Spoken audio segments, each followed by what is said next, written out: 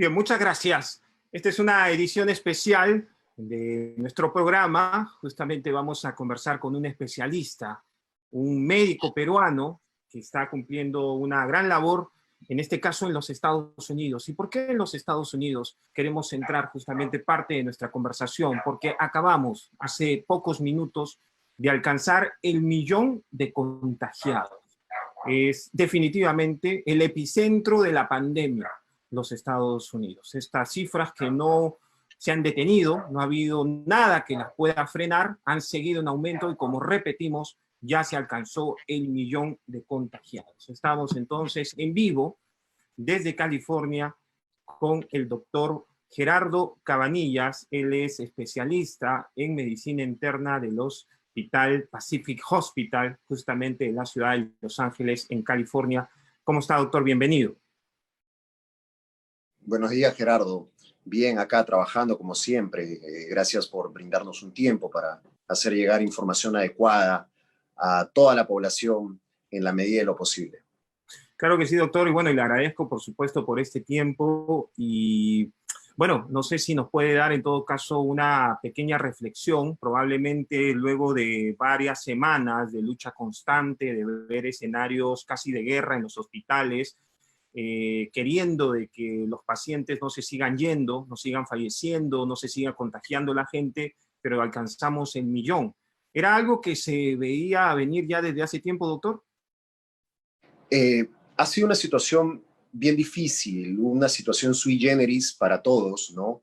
Cuando al inicio vimos el comportamiento de esta viremia y de esta pandemia tan sonada en China, en la ciudad de Wuhan, que pasó por Europa y empezó, digamos, a gobernar Italia, España, nosotros nos preparábamos para la llegada. Al inicio los modelos matemáticos fueron bastante serios. Los números eran, digamos, muy grandes, alcanzaban los 2,5 millones infectados, los muertos ascendían solamente por curva matemática a los 200,000 casi, ¿no? Entonces empezamos a adoptar medidas de prevención, ¿no? Con el aislamiento social, algunos estados se cerraron antes que otros, las medidas se fueron tomando paulatinamente, ¿no? Y sí, definitivamente somos el epicentro, nuestros números son mucho más altos que el del resto de países, pero hay que acordarnos que nosotros tenemos 340 millones de personas en promedio, ¿no? Entonces, en proporción, todavía estamos dentro del rango esperado. La curva de mortalidad, según las matemáticas del CDC, bajaron de 200,000 muertos esperables a 150,000, luego 80,000, ahora bordeamos los 60,000 para agosto, ¿no? Pero igual, gracias a que se han tomado acciones por estado tempranas, hemos podido luchar un poco contra esta pandemia que nos ha causado, pues, fatalidades inesperables. Claro que sí. Bueno, doctor, y un poco hablando de cómo se sienten o cuál es la reflexión que puede hacer usted como médico y como ser humano también. Ustedes que luchan día a día para controlar esta situación, y este fin de semana pasado, muy cerca probablemente de donde usted trabaja, hemos visto miles de personas en las playas. ¿Qué podemos entender de esto? O sea, son gente irresponsable, gente que todavía no entiende el nivel de pandemia que estamos enfrentando. ¿Se llega a sentir incluso una sensación de fastidio en los médicos? Definitivamente, en el hospital uno la pasa difícil. No solamente es el paciente que uno recibe y tiene que tratar, sino uno también, pues, te llaman y te dicen tienes un nuevo paciente, probable coronavirus, o por teléfono hay un nuevo paciente, probable coronavirus. Entonces, así como hay cierto pánico en la población, esto sucede dentro del hospital, ¿no? Y después de un arduo día difícil de luchar contra el coronavirus, darle al paciente lo mejor, entregando todo, no solamente los médicos, estamos hablando de todo el personal de salud, la policía, los bomberos, la gente que todavía trabaja en los deliveries para tratar de mantener al país, definitivamente sentimos un mal sabor, ¿no? Porque al ver que ya no queremos hacer caso a las indicaciones y la gente sale más a las playas, es como hacer, digamos, totalmente lo opuesto a lo que nosotros estamos recomendando. Cuando ya estamos logrando controlar y avanzar, vienen estas actitudes que nos pueden hacer retroceder. Y Sí, como yo ya lo había explicado antes, ¿no? les baja Hay la muchas vidas que motivación, se han perdido. les afecta Sí, en la motivación.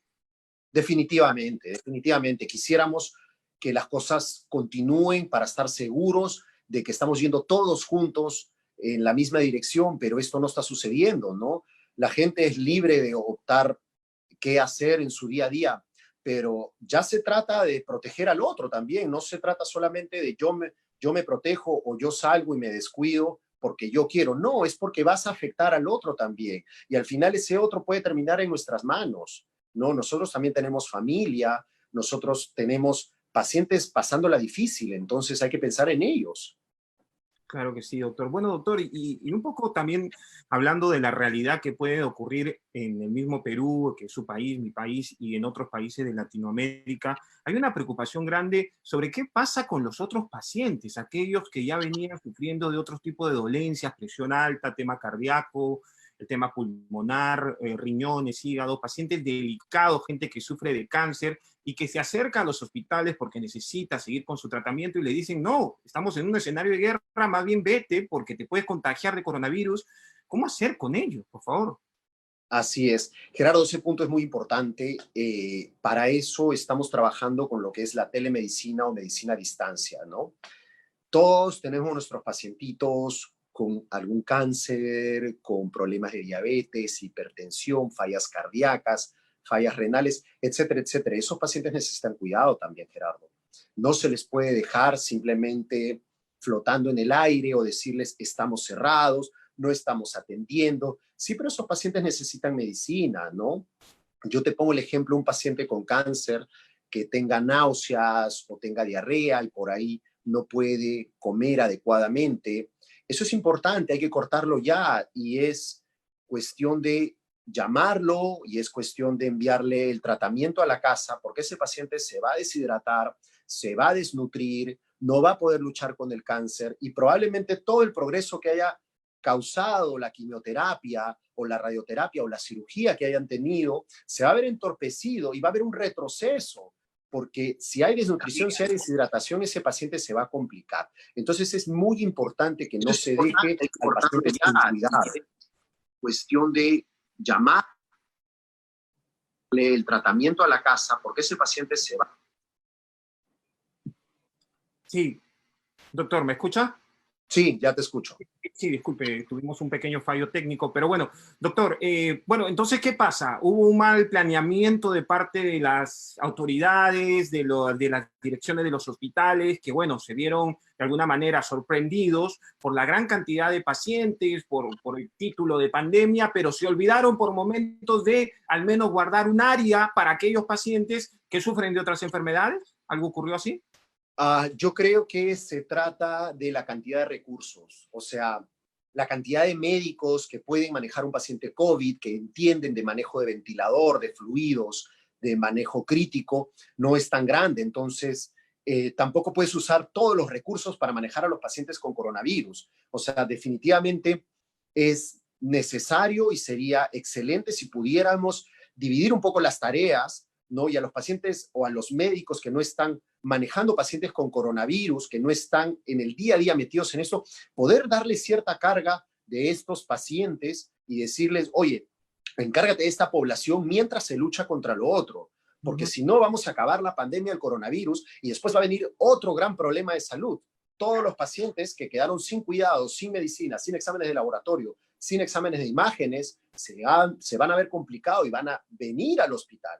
Entonces sí, o sea, tenemos que manejar los dos mundos, ¿no? Como nosotros acá los internistas vamos al hospital, tenemos nuestros pacientes de coronavirus y después hacemos la parte ambulatoria y estamos comunicándonos con los pacientes con o sin coronavirus, pero tratando de ofrecer y continuar luchando sobre la marcha, ¿no?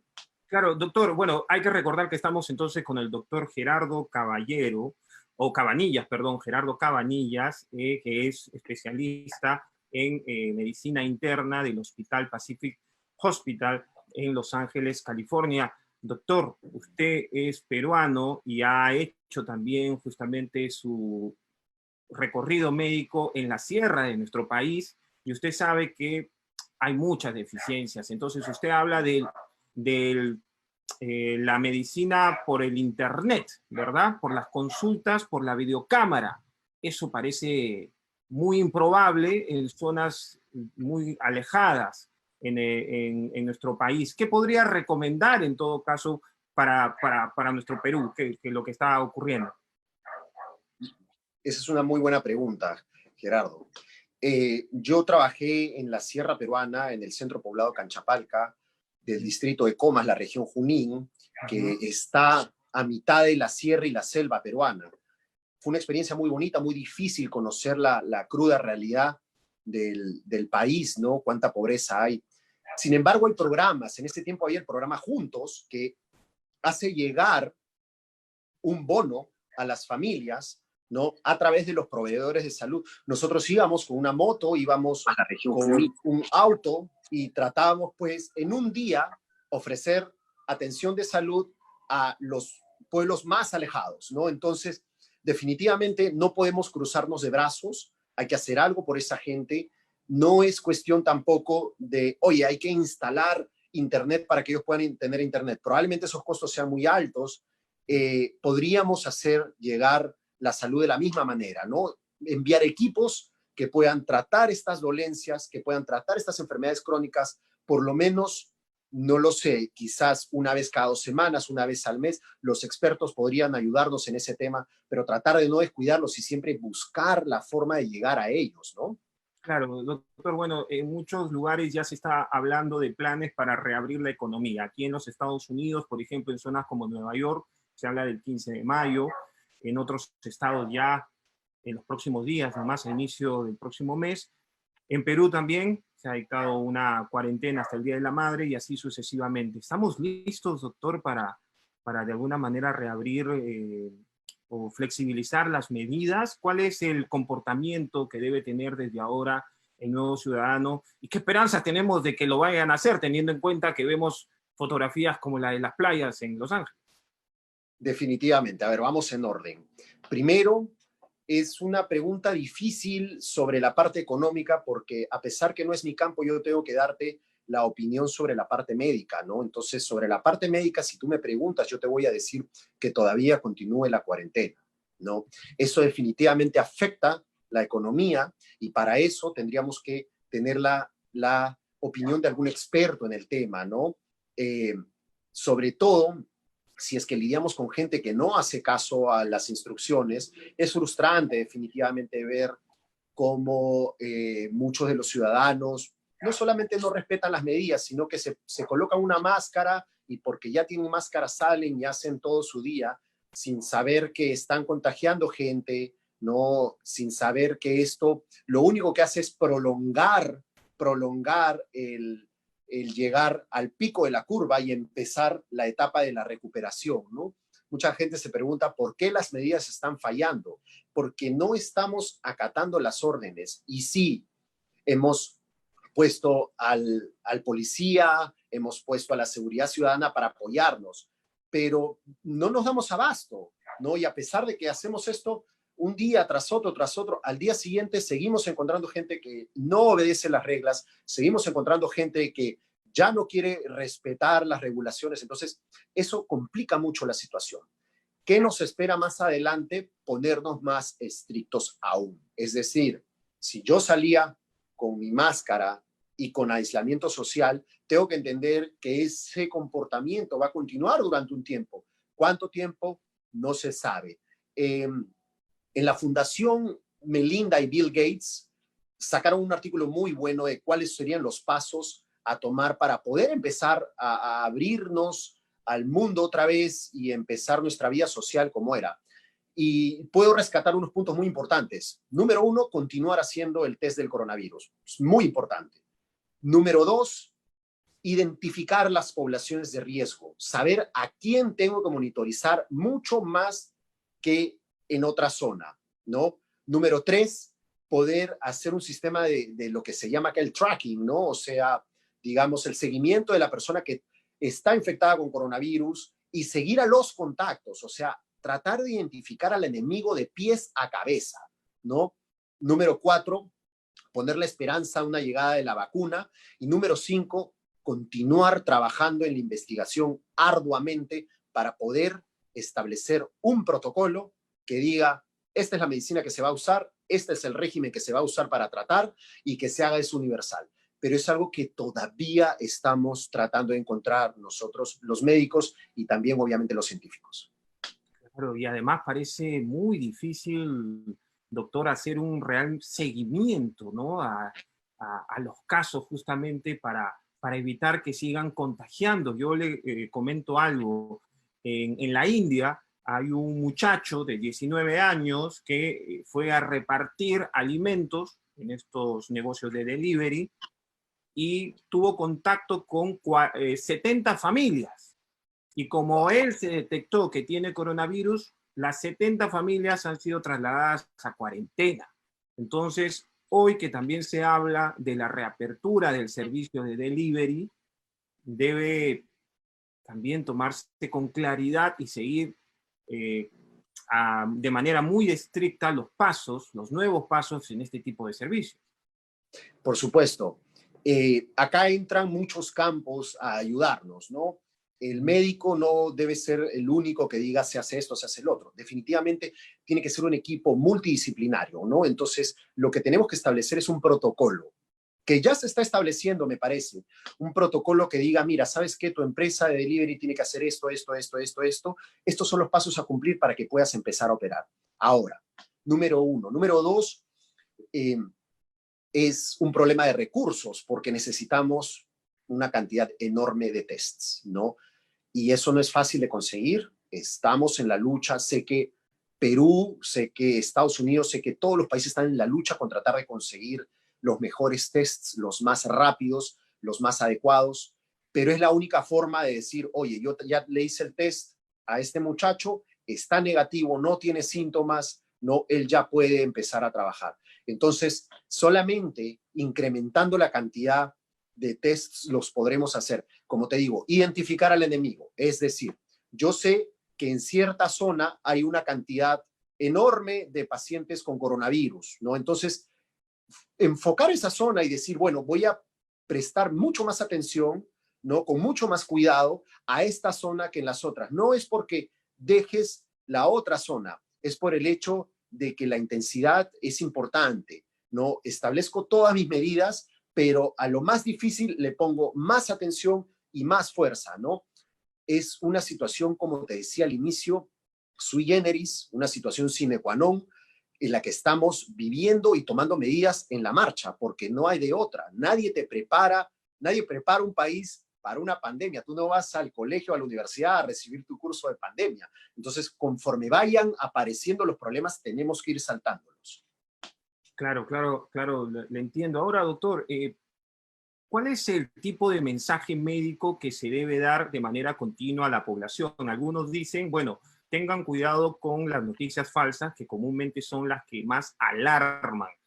Las autoridades piden calma, también compromiso, evidentemente, pero hay que decir de vez en cuando las cosas claras y crudas como son. Por ejemplo, este virus ha llegado para quedarse. Aquí, por ejemplo, en los Estados Unidos se habla de que en unos meses va a haber un rebrote. ¿Cómo le explicamos esto a la población, doctor? A ver, remontémonos al pasado. Hay que estudiar el pasado para tratar de predecir el futuro, ¿no? Entonces, hubo un tiempo en que nosotros enfrentamos la pandemia del cólera, la epidemia del cólera. Muy bien. Entonces, si hablamos de 30 o 40 años antes, probablemente la mayor parte de la población iba y se servía agua del caño. Tomabas tu agua y no había gran problema. Vino la epidemia del cólera y se llevó casi un número de 1 millón de personas, si no es más, si no es menos. Creo que ese es el promedio.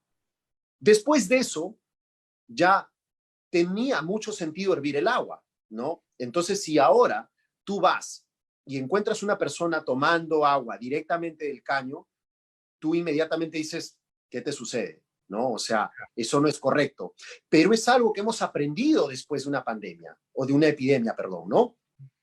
Entonces, adoptamos medidas que ya es una conducta totalmente normal, el hervir el agua. Entonces, lo mismo pasará después del coronavirus. Habrá una conducta totalmente normal y mucho mejor, ¿no? De nuestras medidas de seguridad, de la limpieza de los alimentos, la limpieza de las cosas, el contacto social. Es decir, creo yo que en digamos, unos 2, 3 años, cuando sea época de invierno, ¿no? Y empiecen a aparecer nuevos casos de resfríos más que antes, ¿no? Ya tendremos dentro de la cabeza el chip que diga, oye, cuidado con las pandemias, entonces se adoptarán medidas inmediatamente. La gente empezará a salir a las calles con mascarilla, ya no alarmadas, ya no con pánico, sino como una conducta normal, ¿no? Entonces, pero hay que llegar a ese punto. Para llegar a ese punto hay que atravesar todo este proceso. Entonces, de lo que aprendamos, cambiará nuestra conducta. Así como lo hicimos con el ejemplo que te puse del cólera, ¿no? Que hervir el agua pasó a ser un baseline, pasó a ser una conducta totalmente normal y usual, lo mismo pasará después que tengamos los aprendizajes del coronavirus. A partir de ahora, entonces, no nos debe sorprender y debería ser, además, algo normal ver a personas con mascarilla, incluso cuando pasemos y superemos, como todos lo esperamos, esta pandemia, con mascarillas, algo así como se ve en Japón o en la China, ¿verdad? Sí, no creo que sea, digamos, la conducta a futuro que va a ser diaria. Yo lo veo más desde el punto de vista cercano, es para totalmente controlar el coronavirus, ¿no? Hasta que haya una vacuna, hasta que haya un protocolo de tratamiento. Ya luego veremos cuáles son las conductas más adecuadas, pero sí, definitivamente en el futuro cercano eso sucederá. Pero doctor, o sea, discúlpeme, pero por ejemplo, hablando de un resfrío normal, un resfrío común, si alguien que está muy agripado sube a un bus, por respeto y consideración a las otras personas, podría usar una mascarilla, ¿verdad?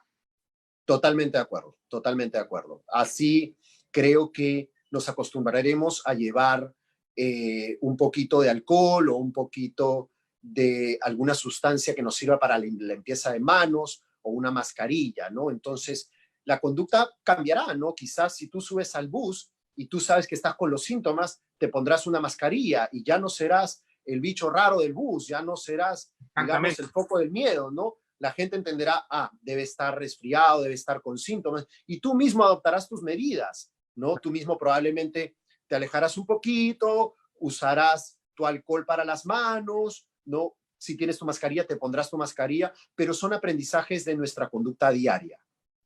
Claro que sí, doctor. Y justamente hablando sobre las mascarillas, una persona nos ha hecho una consulta respecto al uso, a qué mascarilla usted recomienda para un paciente oncológico, ¿verdad? Que está en su vivienda. Se habla mucho de las mascarillas, incluso dicen, pónganse una chalina, ¿no? Una bufanda, Claro. para un paciente delicado.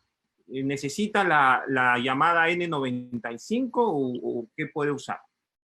A ver, estamos hablando de un caso en particular, que es el caso del paciente oncológico, que es un paciente con las defensas disminuidas, ciertamente.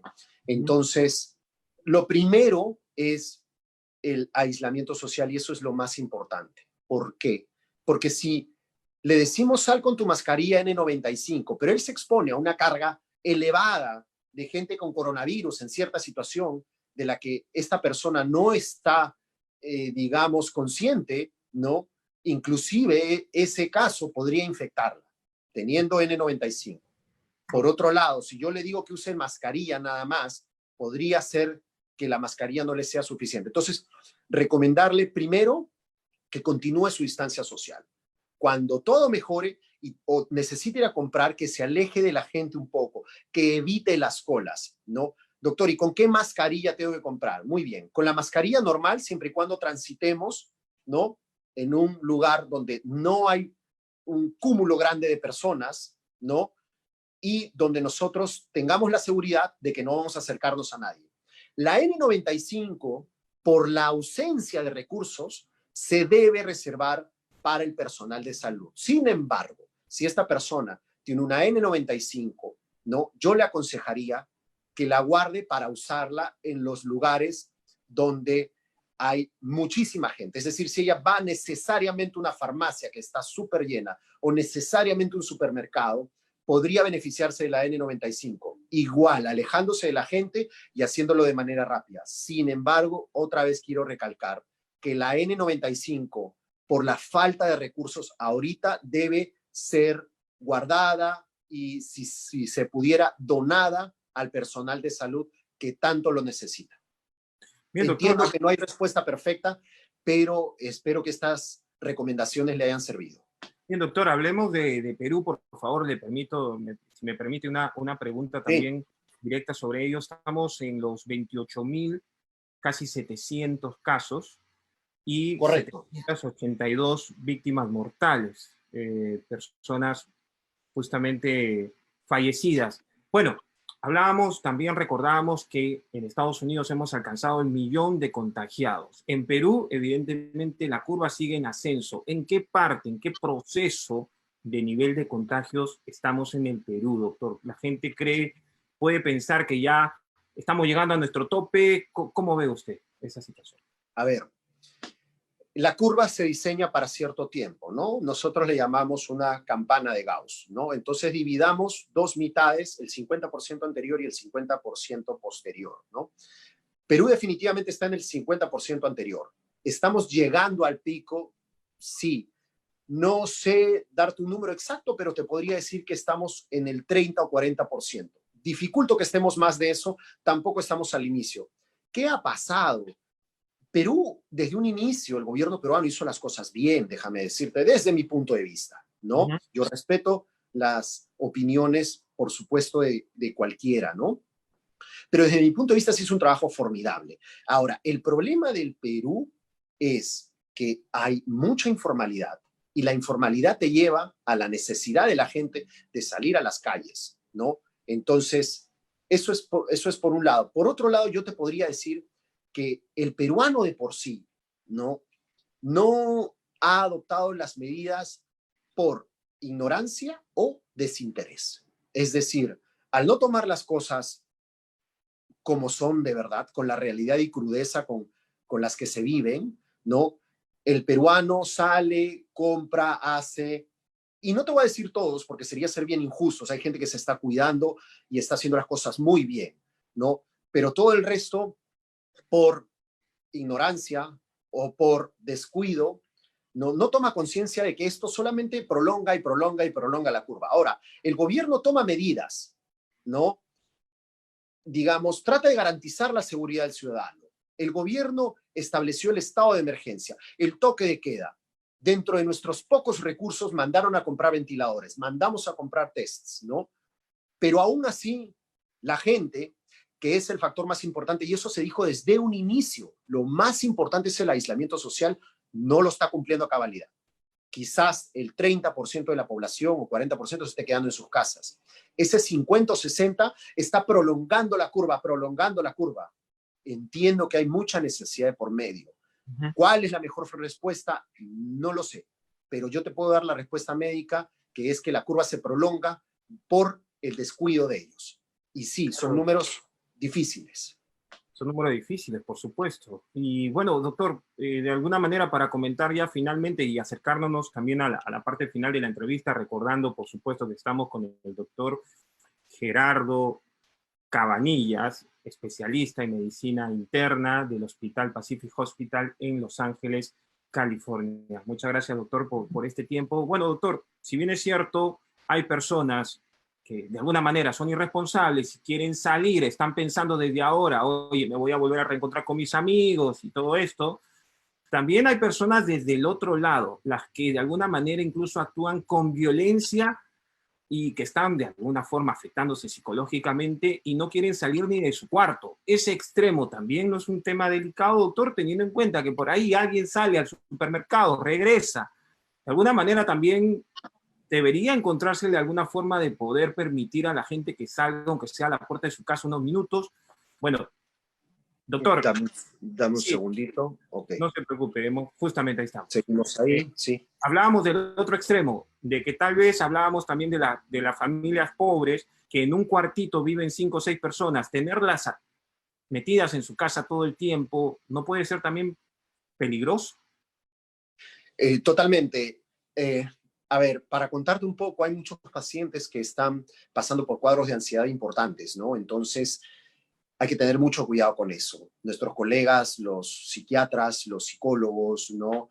Y los médicos de familia nos pueden ayudar mucho tratando este problema.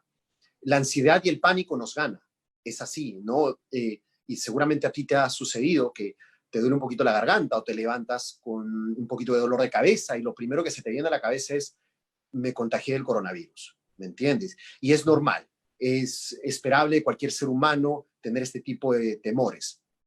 Ahora, se tiene que hacer algo y no se les puede dejar, ¿no? Una vez más, regresemos al mismo punto. Podría haber un servicio de telemedicina, ¿no?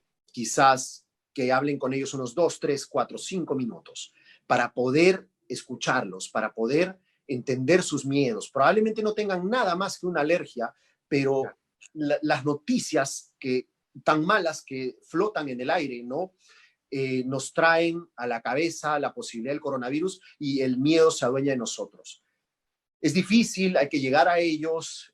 Creo que hay gente muy inteligente, muy capaz en el gobierno que puede ayudarnos diseñando programas para poder llegar a ellos, para poder manifestarles una ayuda, ¿no?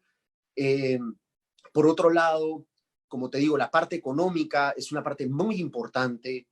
Los economistas y la gente que se encarga de esto tiene que poner todo el esfuerzo, toda su capacidad para poder venir con programas importantes. No es momento de hacer división, no es momento de decir, yo recomiendo esto, él recomienda el otro, yo tengo la razón, él tiene la razón. No, es momento de trabajar juntos. Asimismo, voy a recalcar que es momento de seguir a los líderes, ¿no? Para eso hay un ministro de salud, para eso está el presidente del colegio médico, para eso están las cabezas, las lumbreras del país, como el doctor Ciro Maguiña, el doctor Eduardo Gotuso, que se han dirigido a nosotros muchas veces. Entonces, hay que hacerles caso, hay que respetar su opinión, hay que ponerlos en una mesa juntos, ¿no? Con los economistas o los que están encargados de ayudarnos en estos programas y poder resolver estos problemas, porque la gente, si bien no está cumpliendo, también hay que atacar estos sectores. No solamente hay que decir, él no cumple, él tiene la culpa. No, hay que ver qué podemos ofrecerles, ¿no? Y sí, una vez más, reitero, hay que mantenerlos positivos en estos tiempos tan difíciles, no difundir noticias equivocadas. Por ahí difunden una noticia de las trombosis y el problema de la coagulación, que el coronavirus no te mata por un problema respiratorio, sino que se te hacen coágulos. Por favor, esto los médicos ya los estamos manejando, nosotros sabemos cómo enfrentar, estamos diseñando protocolos. No difundan noticias falsas, noticias malas, no hay que seguir moviéndonos para adelante y soportar en la medida de lo posible esta guerra. Claro que sí, doctor. Bueno, y para finalizar, recordar las palabras del presidente de los Estados Unidos, Donald Trump, donde habló de una posibilidad de tratamiento con desinfectantes, ¿verdad? Inyectándoselos, que ha generado también cierto problema y un debate gigante en la responsabilidad que deben tener las autoridades en dar a conocer lo que está pasando sobre la pandemia. Bueno, doctor, las desinformaciones, las noticias falsas también son un peligro. Supongo yo que para finalizar, el mensaje es no automedicarse también, ¿verdad? Porque siguen apareciendo informaciones sobre que esta pastilla te ayuda. Ahora también en Nueva York se ha informado que, por ejemplo, el antiácido estomacal puede también ayudar a combatir el coronavirus, que está en estudio, pero no tomar nada si es que no, primero se consulta con el médico, ¿verdad? Definitivamente, las cabezas de los gobiernos, más aún el presidente, tienen que tener mucho cuidado sobre el tipo de información que difunden. Yo no tengo ningún afán político, simplemente creo que debe haber un mejor filtro, un mejor asesoramiento y mucho cuidado con las palabras que se dicen en este día a día, porque los seguidores a veces cometen errores porque están a las 12 o al mediodía esperando de que salga el líder a decirnos cómo va la situación y qué hacer. Y entonces nos dicen que tomemos esto, tomemos el otro, y mucha gente lo hace. Pasó problemas de muertes con hidroxicloroquina. Ahora hay pacientes que se complican usando desinfectantes, ¿no? No hablemos de tratamiento porque todavía estamos tratando de descifrar cuál es el mejor tratamiento y cómo se debe afrontar esta situación. No difundan las noticias de use limón, use agua con sal, use esto, use el otro para cuidar del coronavirus. Si usted tiene un problema, por favor, remítase a la información que le han dado las cabezas de los gobiernos, que le da acá el CDC y en otros países el representante de la salud, ¿no?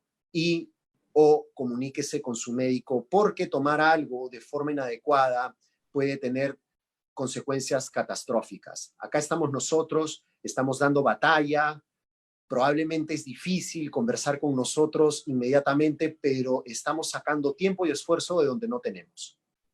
Muchas gracias, doctor, por su tiempo. Muy bien, que les vaya bien, Gerardo. Un saludo a todos y a cuidarse mucho estos días. Bien, muchas gracias. Entonces estuvimos con el doctor Gerardo Cabanillas, especialista en medicina interna, integrante además del grupo Serra Medical Group y médico también del Hospital Pacific Hospital de Los Ángeles, California. Iniciamos esta transmisión dando la noticia de que en los Estados Unidos alcanzamos ya el 1.000.000 de contagiados y por eso que decidimos hacer este Facebook Live con un especialista en la medicina para justamente dar una opinión al respecto. Muchas gracias al doctor nuevamente. Nosotros nos despedimos y volvemos con más.